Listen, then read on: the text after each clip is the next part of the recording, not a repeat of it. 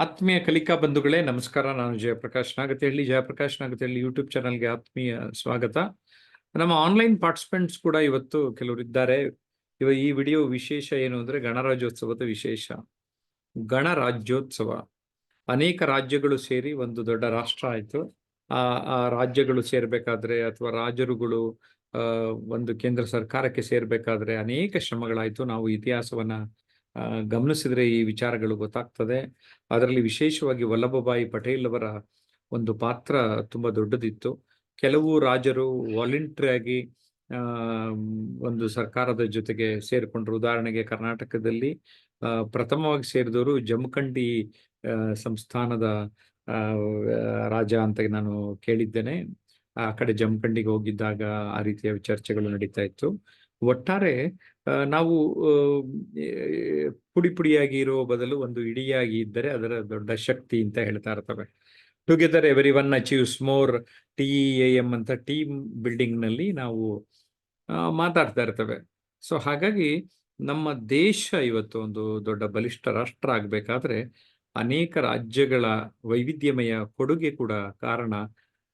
ಇಲ್ಲಿಯ ಸಂಸ್ಕೃತಿ, ಇಲ್ಲಿಯ ಒಂದು ರೀತಿ ಹೇಳ್ತಾರೆ, ನಮ್ಮ ಇಡೀ ಪ್ರಪಂಚದಲ್ಲಿ ಪ್ರಾಕೃತಿಕವಾಗಿ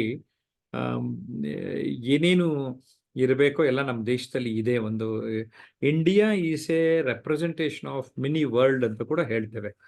ನಮ್ ಜೊತೆ ಗೀತಾ ಇದ್ದಾರೆ. ಗೀತಾ ಏನ್ ಹೇಳ್ತಾರೆ ಕೇಳೋಣ. ಎಸ್ ಗೀತಾ, ನಮಸ್ಕಾರ. ನಮಸ್ತೆ ಸರ್. ಮೊದಲನೇದಾಗಿ ಎಲ್ಲಾ ಕರ್ನಾಟಕದ ಜನತೆಗೆ ಗಣರಾಜ್ಯೋತ್ಸವದ ಆರ್ಥಿಕ ಶುಭಾಶಯಗಳು.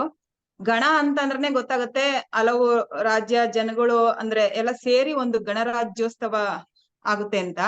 ಇದು ಜನವರಿ 26 ಅಂದ್ರೆ ಇಂದಿಗೆ ನಮ್ಗೆ 75 ವರ್ಷ ಆಯ್ತು ನಮ್ಗೆ ಗಣರಾಜ್ಯೋತ್ಸವ ಸಿಕ್ಕಿ. ಇದರ ಸಂವಿಧಾನದ ಶಿಲ್ಪಿ ಡಾಕ್ಟರ್ BR ಅಂಬೇಡ್ಕರ್ ಅವರು ಭಾರತದ ಕರಡನ್ನು ನವೆಂಬರ್ 26, 1949ರಂದು ಅಂದ್ರೆ ಅಂಗೀಕೃತ ಆಯ್ತು. ಅಂದ್ರೆ 26 ಜನವರಿ 26, 1950ರಂದು ಜಾರಿಗೆ ಬಂತು ಈ ಕರಡು ಅನ್ನೋದು. ಹಂಗಾಗಿ ಇದರ ಜನವರಿ 26 ಭಾರತದ ಸಂವಿಧಾನ ಜಾರಿಗೆ ಬಂತು. ಹಾಗಾಗಿ ಈ ಮಹತ್ವದ ದಿನದ ನೆನಪಿಗಾಗಿ ನಾವು ಸರ್ಕಾರದ ಹಾಗೂ ಗಣರಾಜ್ಯೋತ್ಸವ ದಿನವನ್ನು ಆಚರಣೆ ಮಾಡ್ತೀವಿ. ಇದರ ಸಂವಿಧಾನದ ಭಾರತದ ಸರ್ವೋಚ್ಚ ಕಾನೂನು ಸಹ ಆಗಿದೆ. ನಮ್ಮ ದೇಶದ ಸ್ವಾತಂತ್ರ್ಯ ಗಣರಾಜ್ಯೋತ್ಸವ ರಾಷ್ಟ್ರವಾಗಿದ್ದು ಐತಿಹಾಸಿಕ ಕ್ಷಣವನ್ನು ನೆನಪಿಟ್ಟುಕೊಳ್ಳುವುದಕ್ಕೋಸ್ಕರ ಗಣರಾಜ್ಯೋತ್ಸವದ ದಿನವನ್ನು ಆಚರಣೆ ಮಾಡ್ತಾ ಇದ್ದೇವೆ. ಈ ಸಂವಿಧಾನವು ಜನರನ್ನು ಸಶಕ್ತಗೊಳಿಸಿದೆ, ಸರ್ವರಿಗೂ ಸಮಾನತೆಯ ಹಕ್ಕನ್ನು ಒದಗಿಸಿದೆ, ಹಾಗೆ ನಮ್ಮೆಲ್ಲರಿಗೂ ಮೂಲಭೂತ ಹಕ್ಕುಗಳನ್ನು ನೀಡಿದೆ. ನಮ್ಮ ಸಂವಿಧಾನ ನಮ್ಮೆಲ್ಲರೂ ರಕ್ಷಿಸುವ ಒಂದು ದೊಡ್ಡ ಮಹತ್ತರ ಕಾನೂನಾಗಿದೆ. ಇದಕ್ಕೆ ನಾವು ಯಾವಾಗ್ಲೂ ಗೌರವಿಸ್ಬೇಕು, ಪ್ರೀತಿಸ್ಬೇಕು, ಹಾಗೆ ಪೂಜಿಸ್ಬೇಕು. ಹಾಗಾಗಿ ಸಂವಿಧಾನ ರಚಿಸುವಲ್ಲಿ ಡಾಕ್ಟರ್ BR ಅಂಬೇಡ್ಕರ್ ಅವರ ಪಾತ್ರ ಮಹತ್ತರವಾಗಿದೆ. ಈ ದಿನ ಎಲ್ಲರೂ ನಮ್ಮ ಕರ್ನಾಟಕದ ಜನತೆ ಒಂದು ದೊಡ್ಡ ಒಂದು ಹಬ್ಬವನ್ನಾಗಿ ಆಚರಣೆ ಮಾಡ್ಬೇಕು ಅಂತ ಕೇಳ್ಕೊಂತ ಈ ನನ್ನ 2 ಮಾತು ಮುಗಿಸ್ತಾ ಇದ್ದೀನಿ ಸರ್. ಧನ್ಯವಾದಗಳು. ಗೀತಾ ಅವರು ತುಂಬಾ ಚೆನ್ನಾಗಿ ಹೇಳಿದ್ದಾರೆ. ನಮ್ಮ ಜೊತೆ ದಿಲೀಪ್ ಡೋಂಗ್ರೆ ಅವರು ಇದ್ದಾರೆ. ಏನ್ ಹೇಳ್ತಾರೆ ಕೇಳೋಣ. ಎಸ್ ದಿಲೀಪ್. ನಮಸ್ಕಾರ. ನಾನು ಪ್ರತಿಯೊಂದು ಸೆಷನ್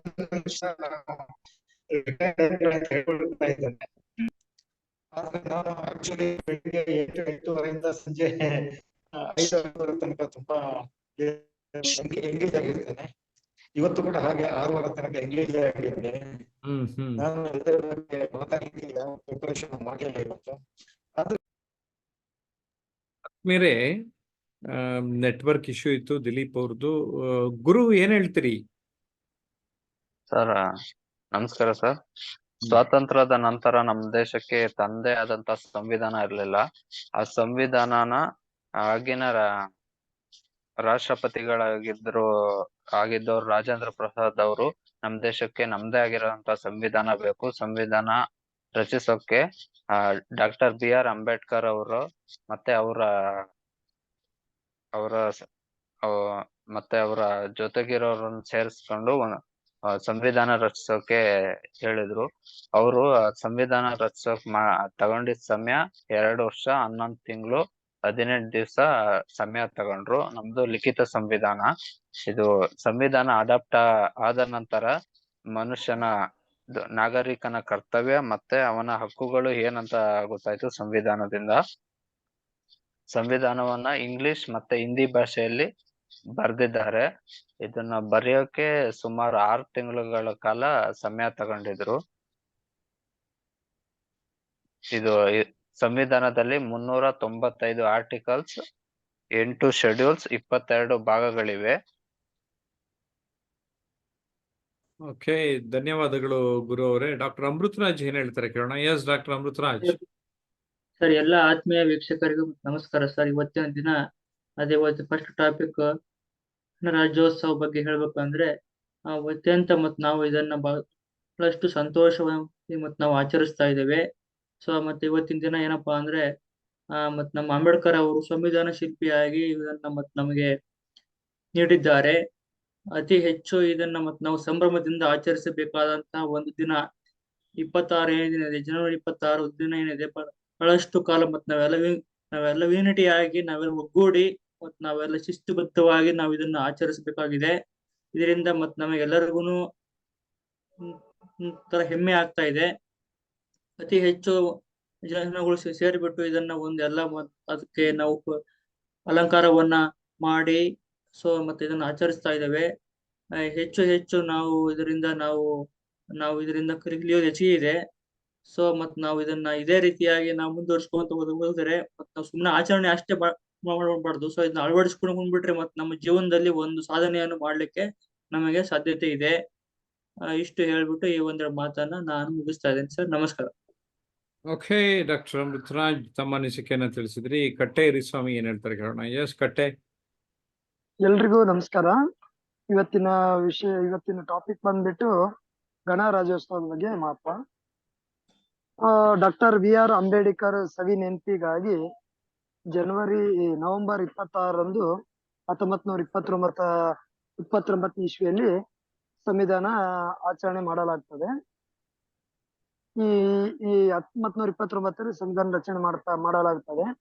ಈ ಅಂದಿನ ಭಾರತ ಕಾಂಗ್ರೆಸ್ ಅಧಿವೇಶನದಲ್ಲಿ 1930ರಲ್ಲಿ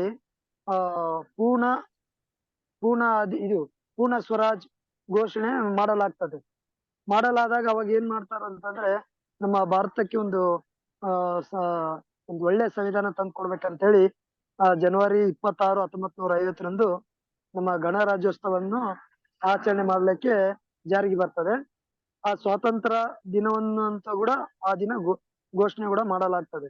ಹಾಗಾಗಿ ನಮ್ಮ ಸಂವಿಧಾನದ ಮೂಲ ಧ್ಯೇಯ ಸಮಾನತೆಯ ಧ್ಯೇಯ, ಎಲ್ಲರಿಗೂ ಒಂದೇ ಕಾನೂನು, ಸರ್ವಧರ್ಮ ಸಮಾನತೆ ಅಂತ ಈ ಸಂವಿಧಾನ ಮೂಲ ಧ್ಯೇಯ ಆಗಿರ್ತದೆ. ಹಾಗಾಗಿ ನಮ್ಮ ಮೈಯಲ್ಲಿರೋ ರಕ್ತ ಕಡಿಮೆ ಆಗ್ಬಹುದು ಹೊರತು ದೇಶದ ಮೇಲೆ ಭಕ್ತಿ ಯಾವತ್ತೂ ಕಡಿಮೆ ಆಗಲ್ಲ. ಬೋಲೋ ಭಾರತ್ ಮಾತಾ ಕಿ ಜೈ. ಒಂದೇ ಮಾತರಂ. ಗಣರಾಜ್ಯೋತ್ಸವದ ಆರ್ಥಿಕ ಶುಭಾಶಯಗಳು ಎಲ್ಲರಿಗೂ. ಓಕೆ, ಕಟ್ಟೆ ಸ್ವಾಮಿ ರೈಲ್ವೆ ಸ್ಟೇಷನ್ ಇಂದಾನೆ ಶುಭಾಶಯ ಕೋರಿದ್ರು. ಪ್ರತಿಯೊಬ್ರು ಕೂಡ ನಮ್ಮ ಆನ್ಲೈನ್ ಪಾರ್ಟಿಸಿಪೆಂಟ್ಸ್ ಇವತ್ತು ಯಾರು ಭಾಗವಹಿಸಿದ್ರು ಅವರೆಲ್ಲ ಮಾತಾಡೋದಕ್ಕೆ ಒಂದು ಪ್ರಯತ್ನವನ್ನ ಮಾಡಿದ್ದಾರೆ. ಆತ್ಮೀಯರೇ, ಹಾಡ್ತಾ ರಾಗ ನಳ್ತಾ ರೋಗ. ಒಂದು ವಿಷಯ ತಗೋಬೇಕು, ಆ ವಿಷಯನ ಉತ್ತಮ ಆರಂಭ ಮಾಡಬೇಕು, ಅಂತ್ಯ ಮಾಡಬೇಕು. ಸೊ ಅದನ್ನ ಅಭ್ಯಾಸ ಮಾಡ್ಕೊಳ್ತಾ ನಮ್ಗೆ ಮಾತು ಚೆನ್ನಾಗಿ ಬರ್ತಾ ಹೋಗ್ತದೆ. ವೇದಿಕೆಯಲ್ಲಾಗ್ಲಿ ಅಥವಾ ಯಾವುದೇ ಪ್ಲಾಟ್ಫಾರ್ಮಲ್ಲಾಗ್ಲಿ ನಾವೆಲ್ಲ ಮಾತಾಡೋದಕ್ಕೆ ಅದು ಸಾಧ್ಯ ಆಗ್ತದೆ. ದಿಲೀಪ್ ಡೋಂಗ್ರೆ, ಆಗ್ಲೇ ನೆಟ್ವರ್ಕ್ ಇಶ್ಯೂ ಇತ್ತು, ಈಗೇನಾದ್ರು ಸರಿ ಇದೆಯಾ ಚೆಕ್ ಮಾಡ್ತೀನಿ. ದಿಲೀಪ್, ನೀವು ಅರ್ಧಂಬರ್ಧ ಮಾತಾಡಿದ್ರಿ, ಇನ್ನೇನಾದ್ರು ಮಾತಾಡ್ತೀರಾ? ದಿಲೀಪ್ ಡೋಂಗ್ರೆ. ಆತ್ಮೀಯರೇ, ನಿಮ್ಗೇನು ಅನ್ನಿಸ್ತು ಅನ್ನೋದನ್ನ ಕಾಮೆಂಟ್ ಮಾಡಿ. ಜಯಪ್ರಕಾಶ್ ನಾಗ್ತಿಹಳ್ಳಿ ಯೂಟ್ಯೂಬ್ ಚಾನಲ್ ಇನ್ನೂ ಸಬ್ಸ್ಕ್ರೈಬ್ ಮಾಡಲಿಲ್ಲ ಅಂದ್ರೆ ಈಗಲೇ ಸಬ್ಸ್ಕ್ರೈಬ್ ಮಾಡಿ. ನಿಮ್ಮ ಕಾಮೆಂಟ್ಗಾಗಿ ನಾನು ನಿರೀಕ್ಷೆ ಮಾಡ್ತಾ ಇರ್ತೇನೆ. ಬಾಯ್.